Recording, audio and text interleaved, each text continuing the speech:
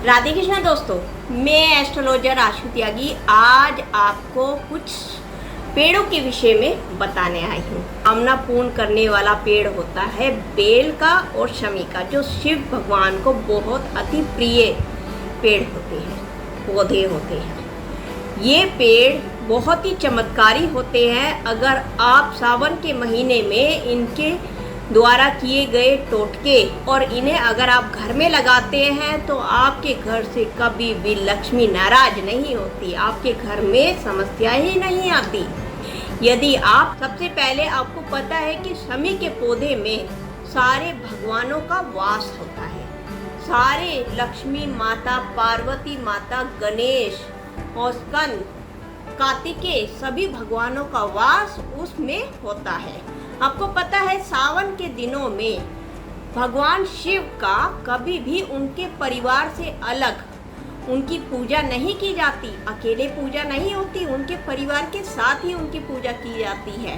सारे उनके परिवार के सदस्य साथ में होने चाहिए। आपने देखा होगा मंदिर में भी जब सारे ही सदस्य साथ होते हैं, पार्वती माता की मूर्ति होती है, गणपति जी की होती है, सभी के साथ में होके ही पूजा संपन्न होती है। नंदी बैल भी वहीं पे होते हैं। ये सभी परिवार के सदस्य हैं। इससे दिखाई देता है कि परिवार में प्रेम बढ़ाया जाता है, दिखाया जाता है कि जैसे शिव परिवार का पूरा परिवार बंध के रहता है, इसी तरीके से वो सभी को आशीर्वाद देते हैं कि सभी का परिवार बंध के रहे। और उन्होंने कुछ छोटे छोटे हम पर उपाय, हम पे चमत्कार रूपी ये पौधे दिए हुए हैं, जिनके द्वारा हम अपने जीवन को सुखमय बना सकते हैं।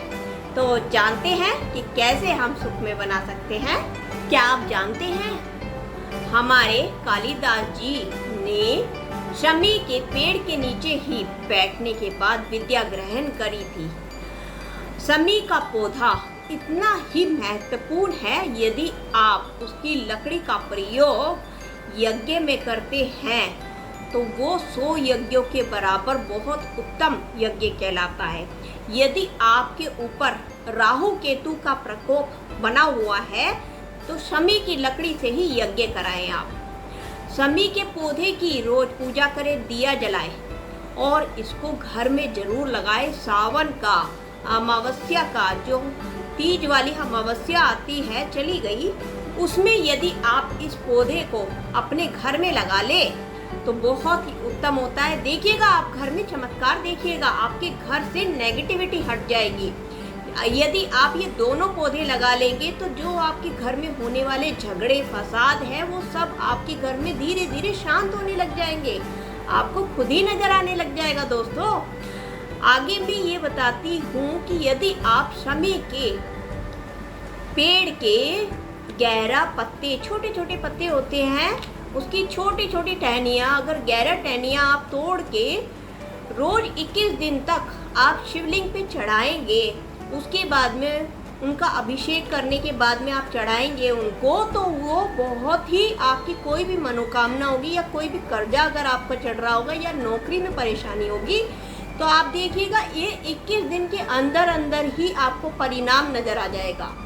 आप ये करके देखिएगा, ये बहुत ही उत्तम उपाय है।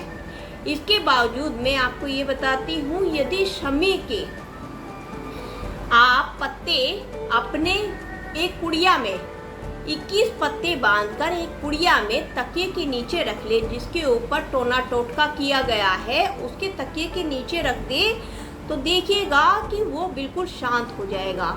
उसके ऊपर किया गया टोना टोटका या ऊपरी कुछ भी किया गया है वो बिल्कुल हट जाएगा। इसी तरीके से ये तंत्र मंत्र विद्या में भी इसका प्रयोग किया जाता है।